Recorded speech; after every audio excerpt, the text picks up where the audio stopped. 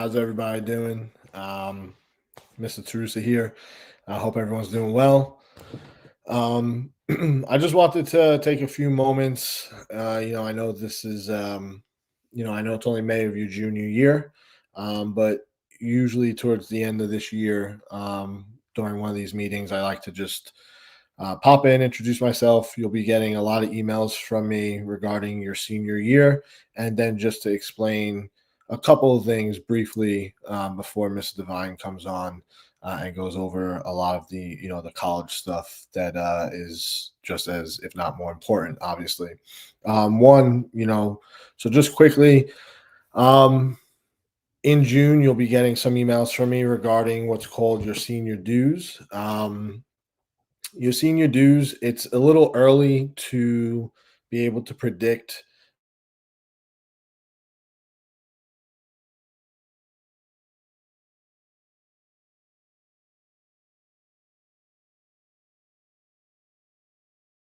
ranged from about 375, 380 to about 400, 415 on the high end.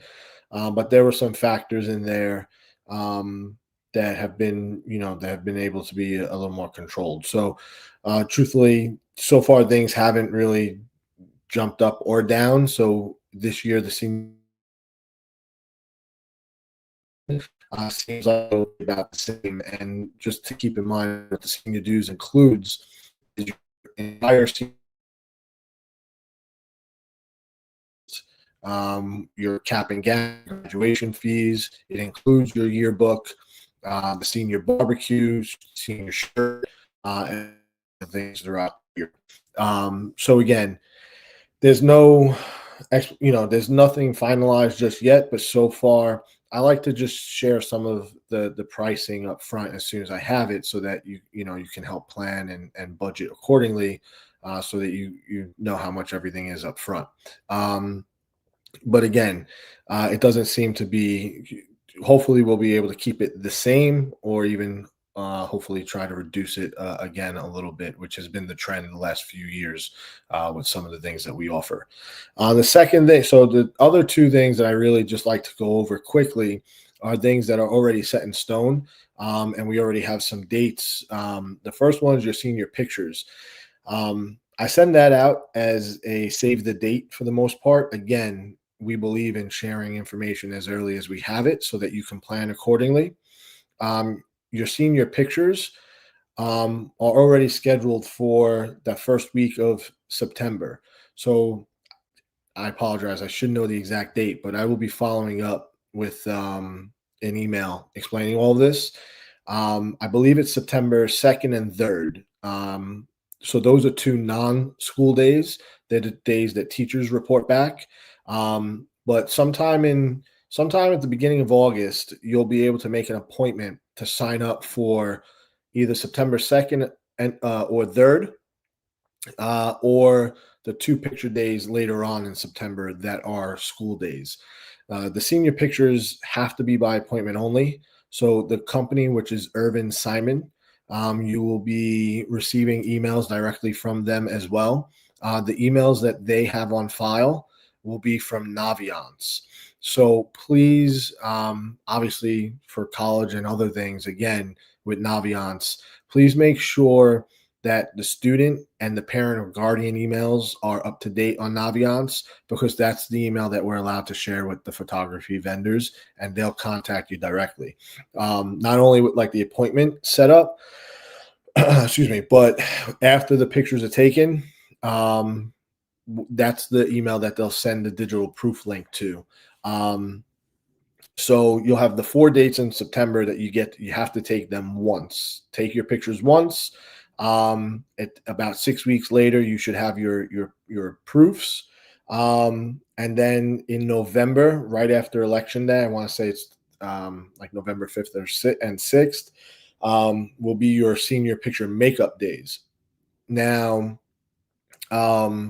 it's important to take your pictures in September, so that you get copies of those proofs to know if you want to retake the pictures early November. If you don't take your pictures in September, um, November is the only time you're taking your pictures, and you will not be able to do a retake. Um, it will be the last time that the photographer is at the school. So please just try to make sure you take your senior pictures one of those 4 days. Um, the first time you take your pictures, there's a $10 sitting fee.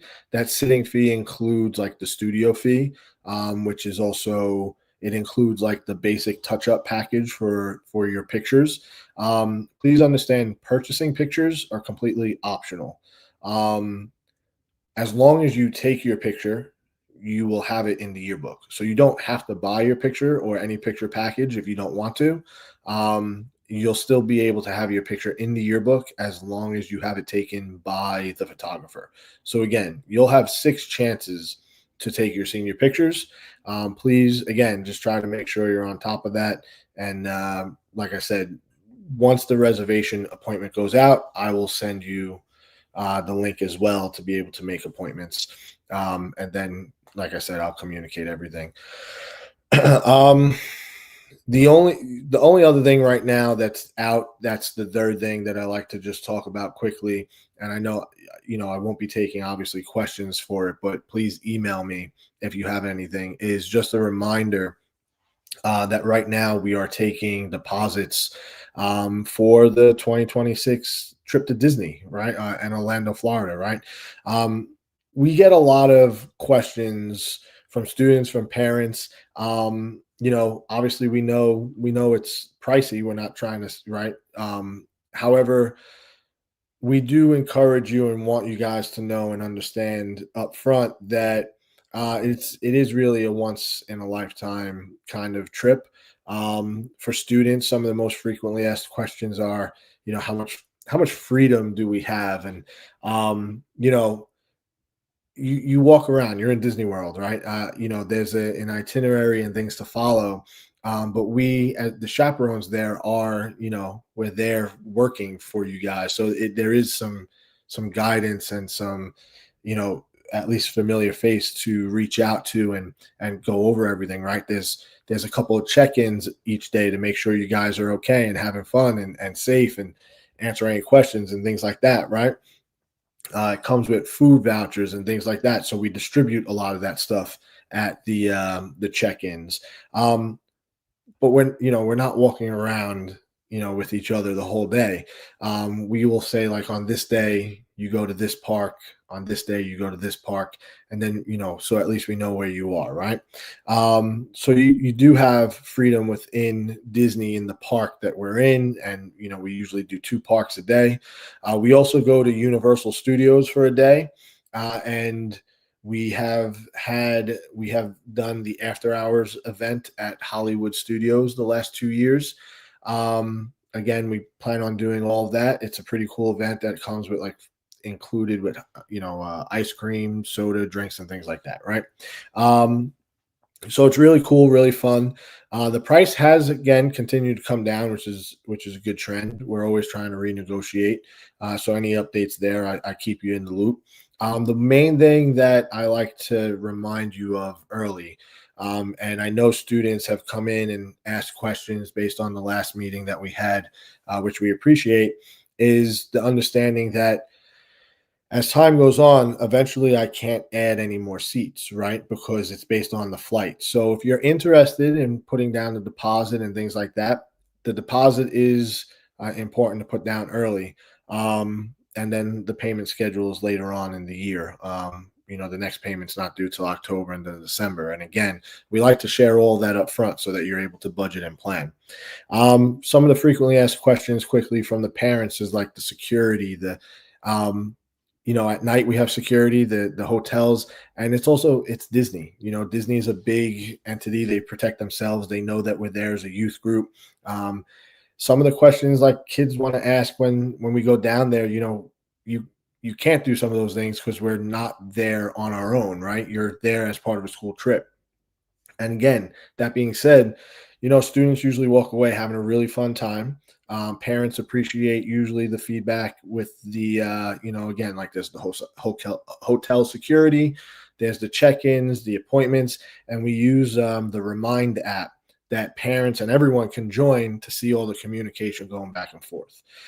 We also have the pleasure of having Mrs. Brown as one of the chaperones, who is basically an in-house Disney expert. Helps go over everything with the students to plan the trips and rides and excursions and everything. So it really is a great experience with some supervision, some freedom. You know, we hope that you all, if you're interested, come ask questions.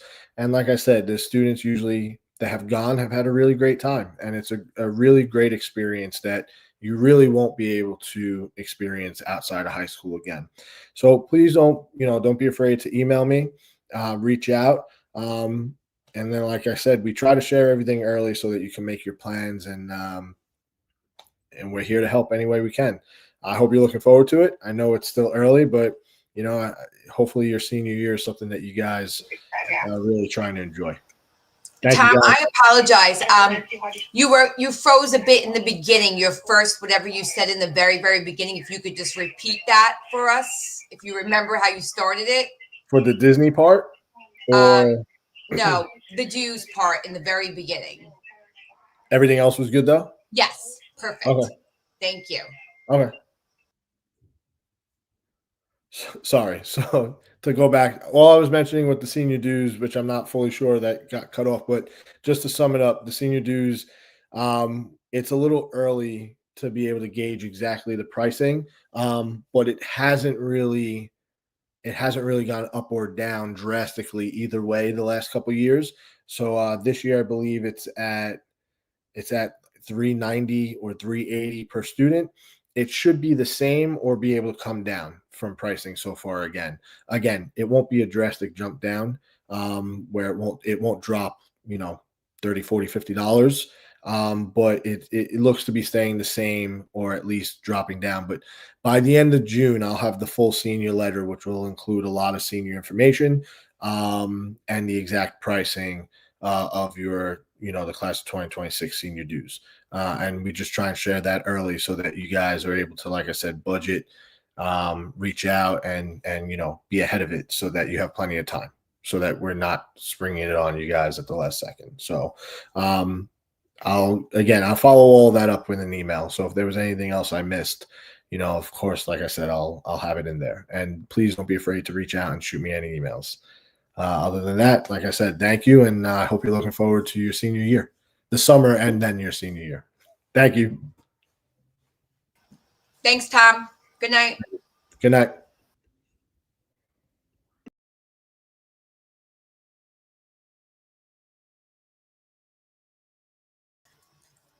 Okay, Mr. Van, I'm going to share the screen for your presentation.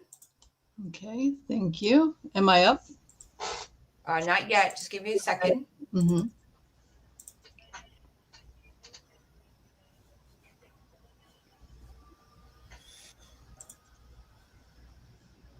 Okay, you are ready.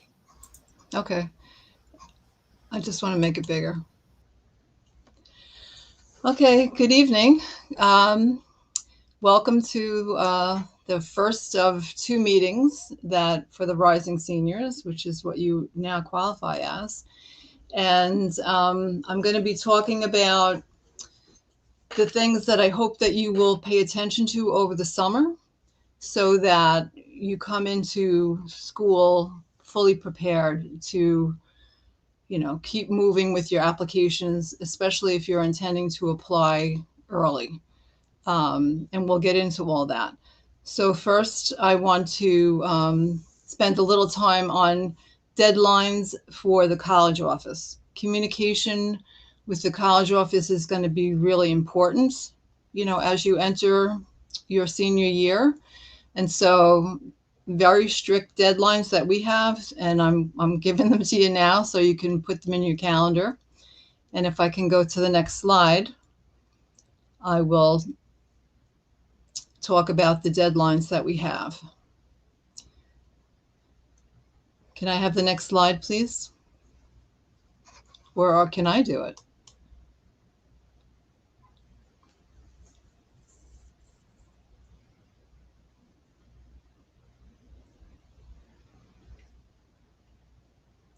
Okay, Ms. Kirschbaum, I have no picture.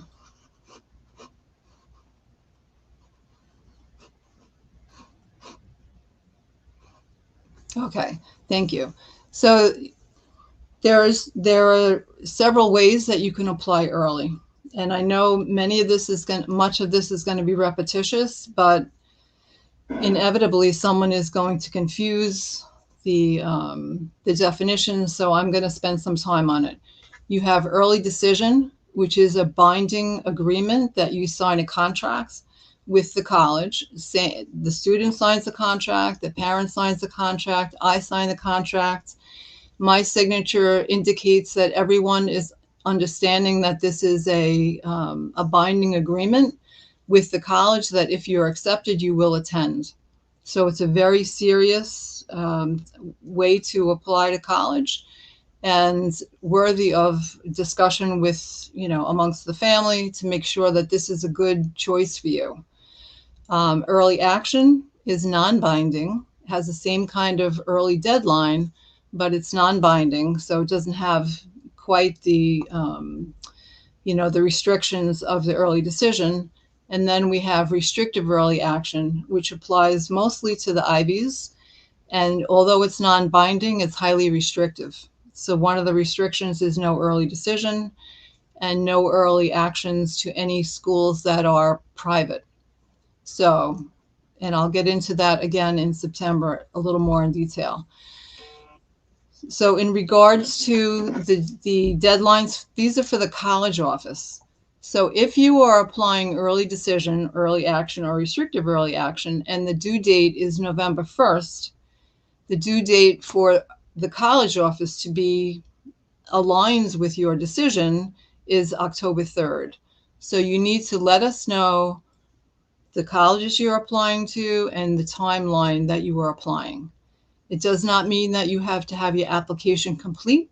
You have to have the information passed along to the college office, and you'll be receiving real explicit directions for that in September when we have our second part of this meeting. Right now, just understand that these deadlines, you should mark them in your calendar now so that you are not surprised.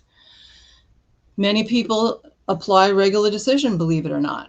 Or many colleges have rolling admissions where they will accept applications until they're full. So it could be that they roll right through the spring. Sometimes they roll right into the summer. So those deadlines for those colleges to the college office is going to be December 1st. Between December 1st and January 1st and beyond is due to us by October 30th. And again, that we have the list of schools that you are applying to, not that you have to have those applications complete. So now, I'll get into more of this as we go along. The other deadline that is part of this is anyone who might be applying to Questbridge.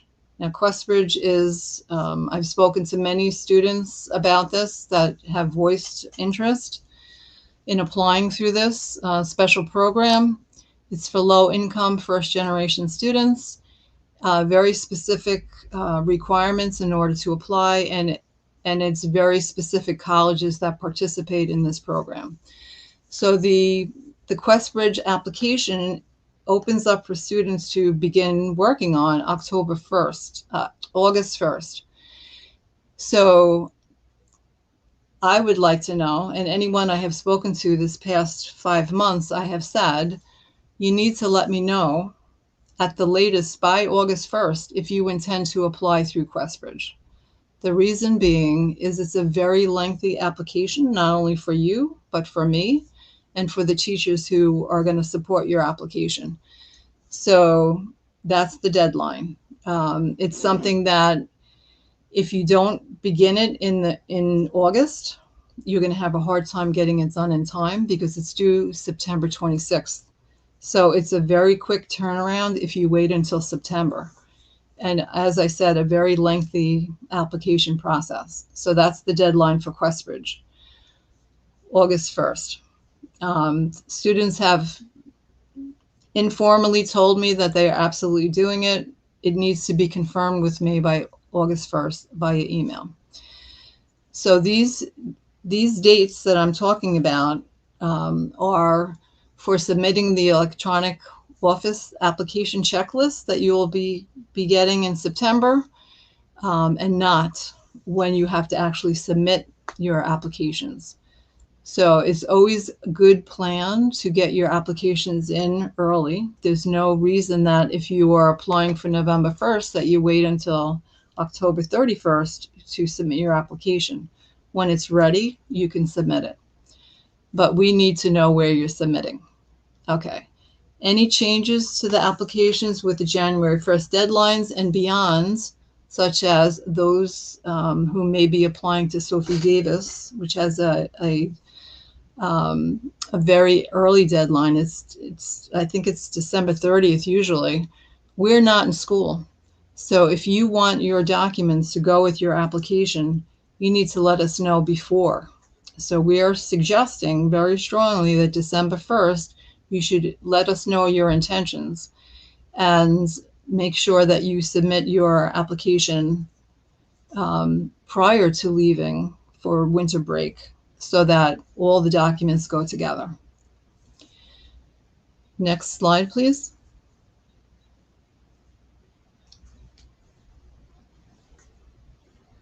Okay. So one thing that you can do over the summer in August 1st, the common application will become available for you for your particular application year. It's open now, but if you create an application at this point in time, it appears as if you want to apply for school for the fall. So you need to wait until August 1st before you create your common application.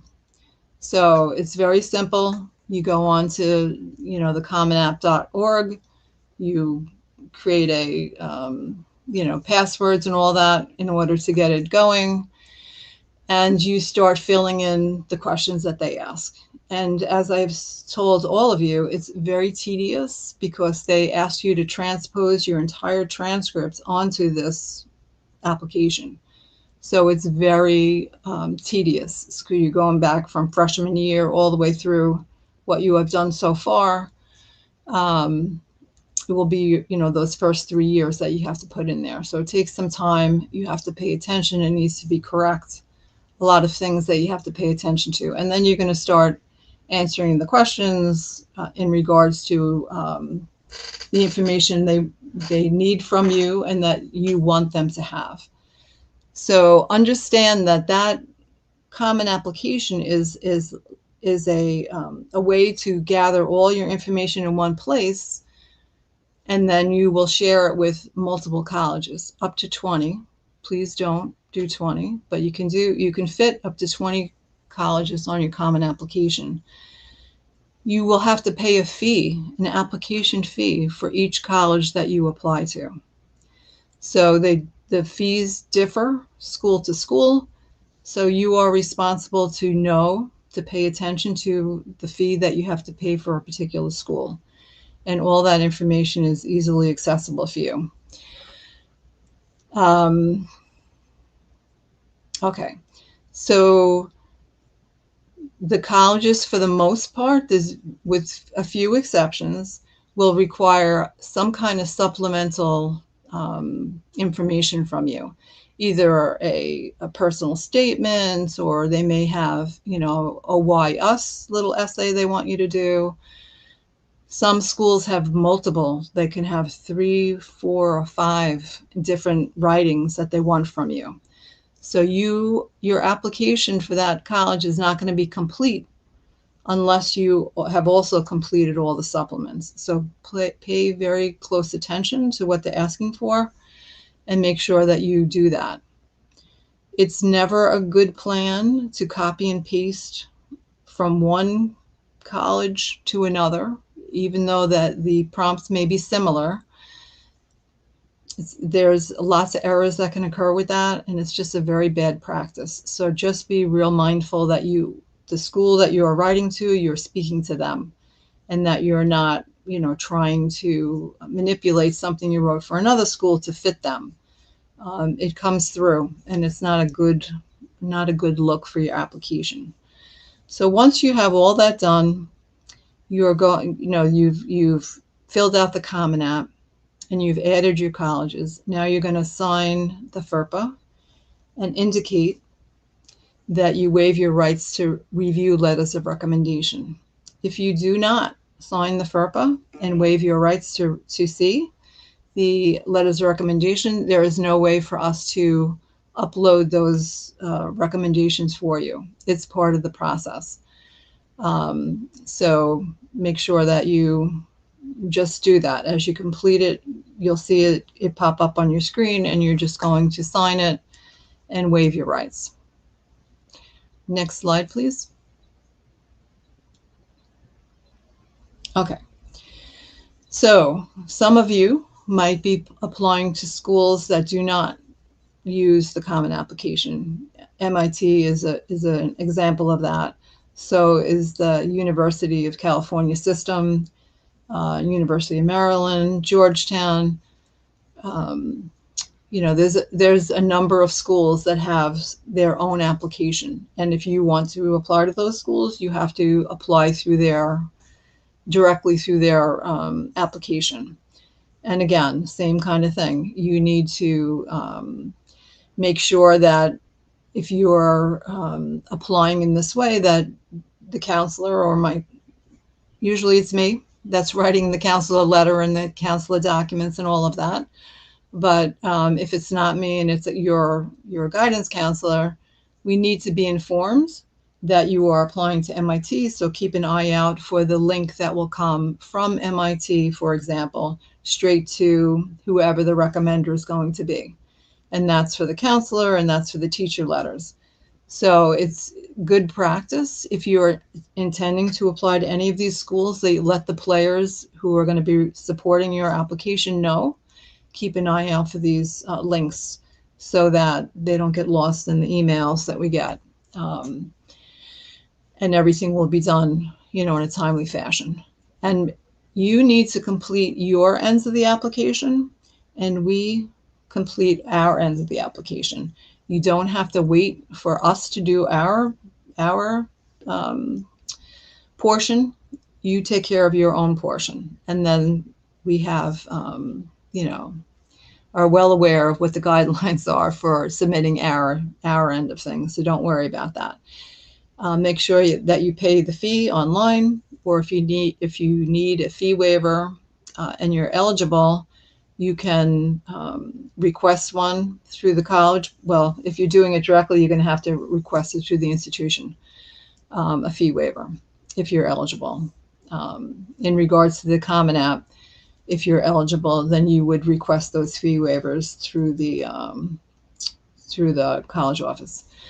All right, so then you're going to enter the colleges on your Naviance account, and you're going to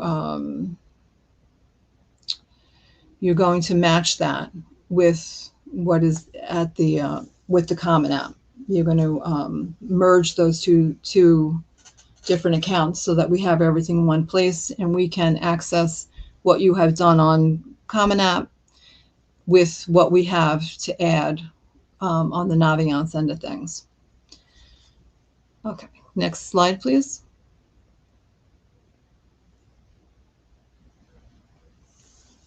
Okay, so if you were applying to the state system, the New York State SUNY system, then I'm going to ask you to please do it, if at all possible, through the Common App. It's cleaner. It's easier for us to see that you have done so. Otherwise, if you don't tell me that you use the SUNY website, I don't get an alert to say, oh, you have requests waiting in your portal. And so if you can, please, you can apply using the Common Application for SUNY, and it would be very helpful if you did so. If not, make sure that you let me know that you have done it through the portal, and then I will take the step to check the portal and submit the documents that way. And these are the directions on if you want to do it through the portal. For each SUNY, there's a $50 fee. Last year they did a free week. I think it was a week, maybe it was 2. They may do that again this year, I don't know. But if they do, take advantage, because then you don't have to pay any fees. Okay. And if you're going to submit through the Common App, again, it's very simple. You just log on to the Common App, follow the procedures, as normal, and then pay the fees for each college you're applying to. And you'll note that I starred 3 times that it's recommended that you apply to SUNY through the Common App. It just makes the whole process simpler. When you think about 354 students doing multiple things in a variety of directions, it's helpful the more things can be consolidated, just to make sure nothing slips through the cracks. So next slide, please.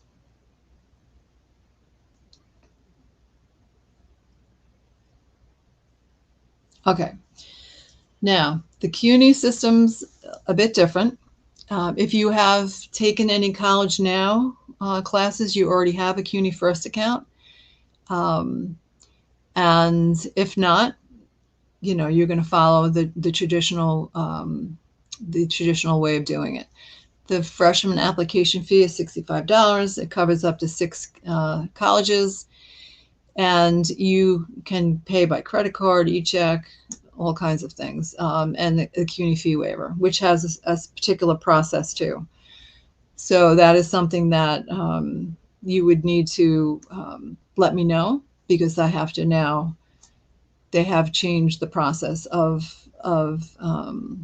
submitting for fee waivers, so it goes directly through the college office now.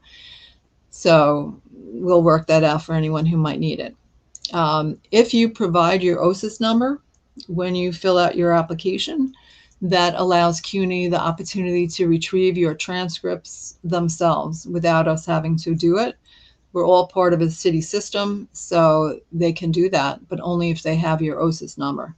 So again, that's helpful if you just remember to add that in, so that we know that the transcript's going to be taken automatically by CUNY and sent wherever it needs to go. At this point in time, the SAT and ACT scores are not required or considered, and up until they're projecting the spring of 2027, that will be the case. At that point, they're going to reassess and see where they're at. But so for your purposes, it's not going to be part of the process. And if you have taken any college courses, you can self-report your coursework and your AP test scores. Eventually, you're going to have to submit, official documentation, but initially, you will be able to do it self-report. So very important that what I said about the SAT and ACT applies to standard CUNY applications. If you're doing Macaulay or Sophie Davis or any of the special programs within CUNY, then you have to see what their requirements are as far as SAT and ACT scores, and they will have a separate application apart from the standard CUNY application. So these are the things that you have to pay attention to if you're interested in these other programs. Okay, next slide, please. Okay.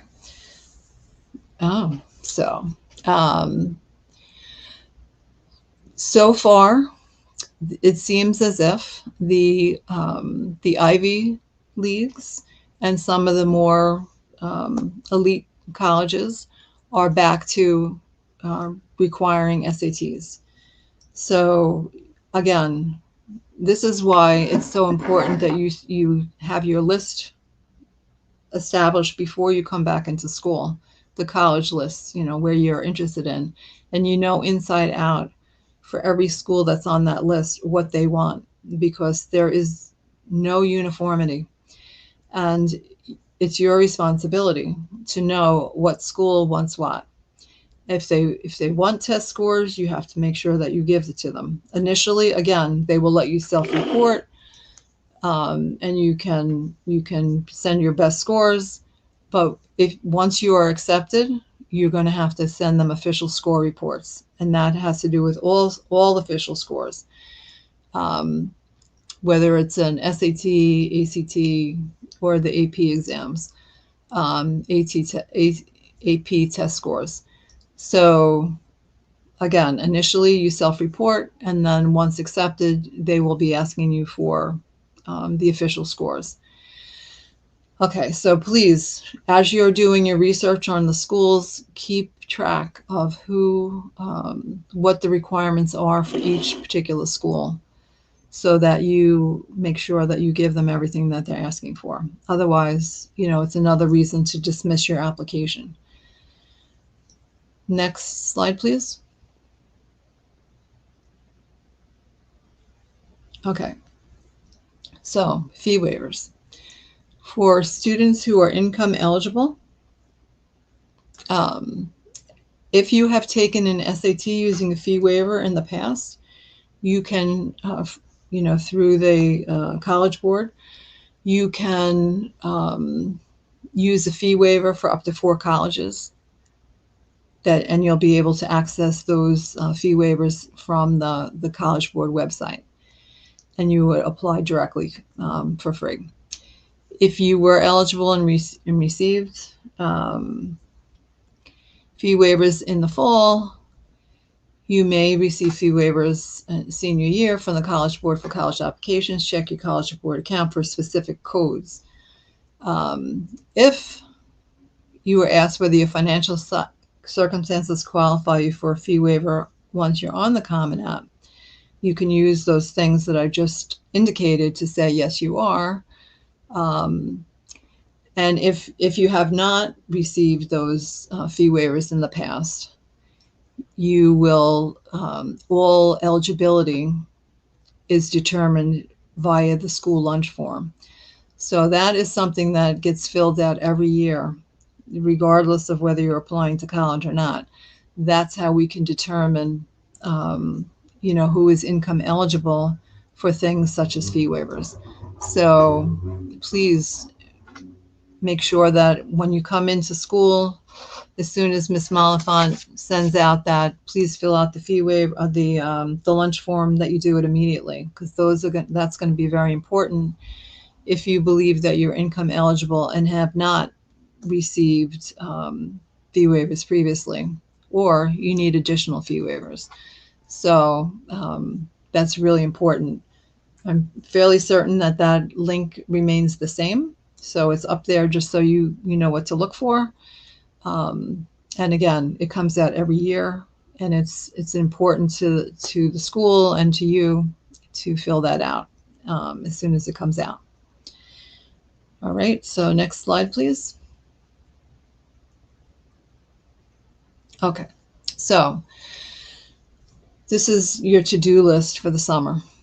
And if you look at it, you see that, it's not the whole summer. It's just starting August.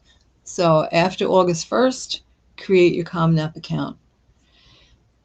Create a professional email address that you're going to use for the Common App and all future college communication. Your school, the DOE assigns email is going to disappear as soon as you graduate. So you want to have a separate email that you're going to correspond with all the colleges. Same email, don't use it for anything else, just use it for college. So that's number one. Write a final draft of your Common App essay and a personal statement. Have it reviewed by people that you trust. If you don't have to wait till the summer to do it. Some of you have already started doing it, and you can certainly get that done before the summer comes. But if you have not, make sure that you have that in at least the final draft by the time you come back in. And, you know, one less thing to be scrambling around about when you come back to school. Finalize the list of colleges that you're applying to in the fall. Coming into school in September and trying to think, where do I want to apply, is not a good plan. It's a stressful time. You might not really think, like now it may seem like it's too early, but once you come back in September, you may panic. You might over apply. You might listen to other people and say, oh my goodness, I didn't think of that school. Let me apply to that one. You really need to be thoughtful about the schools that are ending up on your list. The school that's a fit for you, not a fit for your friends or for someone else, a fit for you, where you will be happy, where you will find the courses that you're interested in, where you will be successful. That's should be the final list of colleges that you apply to. Consider your strategy. You don't have to apply early at all. And some students choose not to. They tell me that they would rather have the time, the extra couple of months, to perfect their application, and they apply regular decision. However, if you will be applying in these early manners, and many of you will, please understand the difference between early decision and early action and restrictive early action. And here is where I am going to be a little more, I'm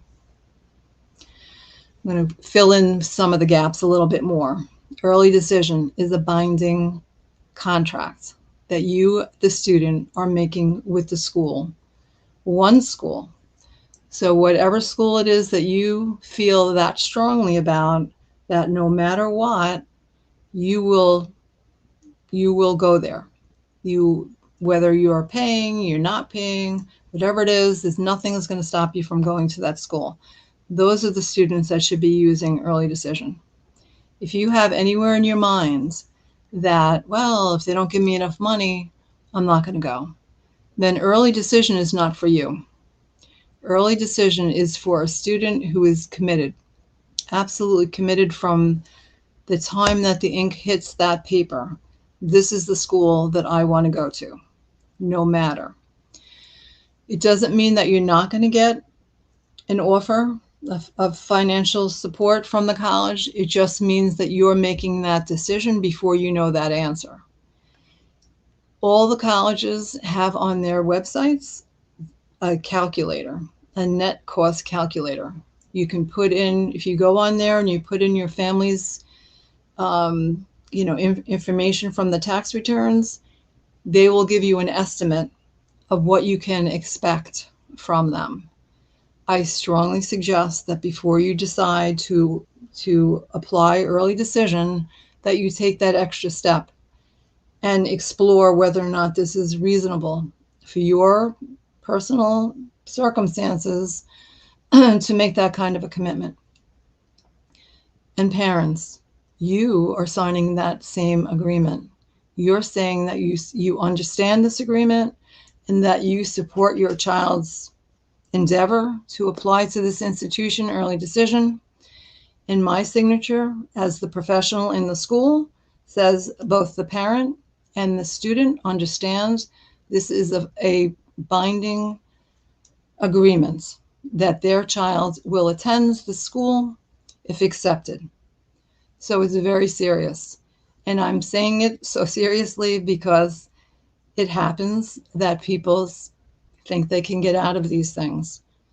And they talk to, students talk to each other and they decide actions to take. And us as your school are contacted when something like that happens. And it's not good. It's not good. So if you think that it's too much of a financial risk to take to apply early decision, then move on. And early action is always an option, and it's non-binding. You can do multiple schools. Early decision is one school only, and you must go. Early action can be multiple schools, and you get to decide. You have until May 1st to decide if you're going to go. So please look at those two and really look at the cost calculator and make an informed decision for yourself. Is this a reasonable risk for us to take? Restrictive early action, as I said earlier, has to do with the Ivies. So it's Harvard, Princeton, Yale, Stanford, Georgetown is also restrictive early action, although they don't call themselves that. It is. And this year, Notre Dame has joined the list. So that says if you were you want to apply to any of our institutions, that short list that I just said, pick one. So similar to early decision, you only pick one to do REA. And the first restriction, no early decision to any school at all. So if you do an REA, you are not going to do early decision, and vice versa. If you're doing early decision, then don't consider REA because it's not possible. The next restriction for REA is no early actions to any private institutions, which means that if you wanted to also apply, for example, early action to MIT, who does not have early decision, you could not. If you did REA, say to Georgetown or to Princeton or any other Ivy. So it's highly restrictive. However, you could do early action to any public institution in any state in the country. So if you wanted to, apply early action to UMich, which is very popular with our kids, or any of the SUNYs or any of the CUNYs or any state in the country, their state institution, you could do it.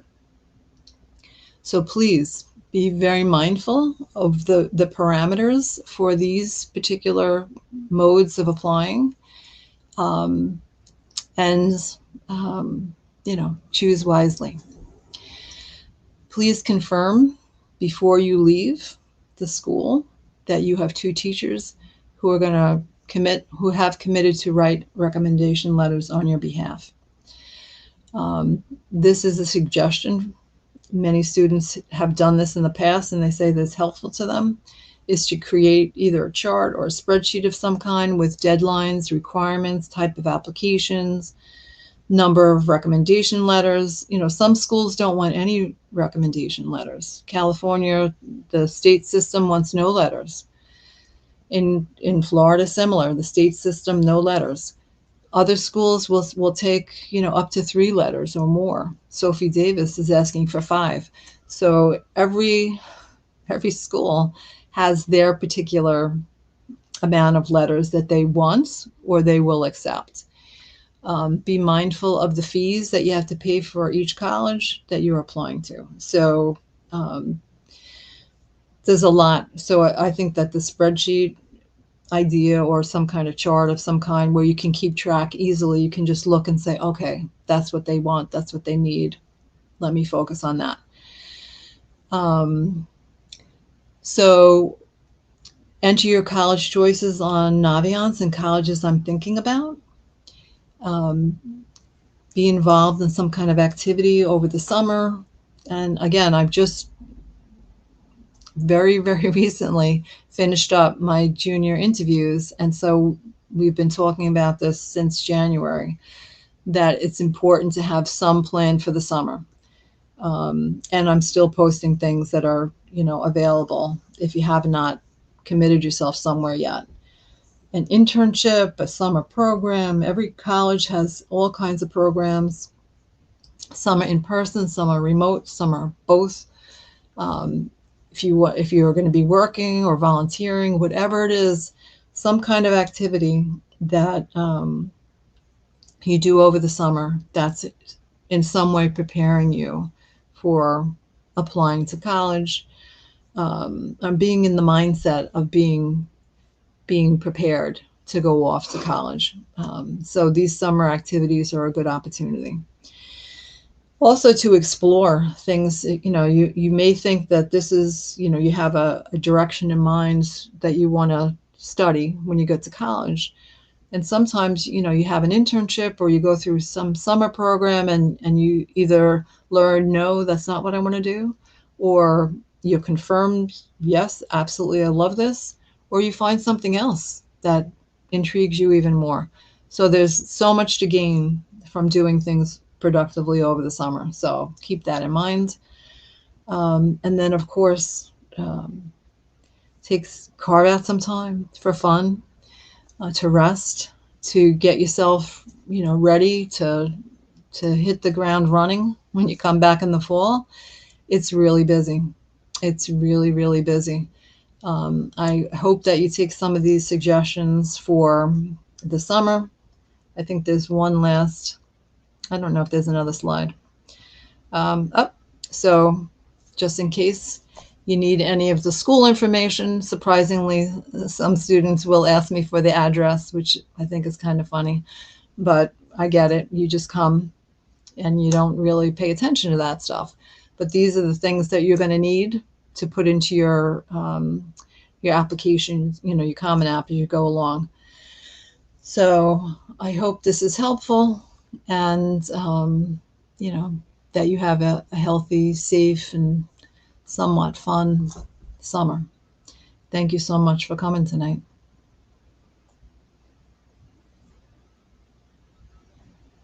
Do we have any questions?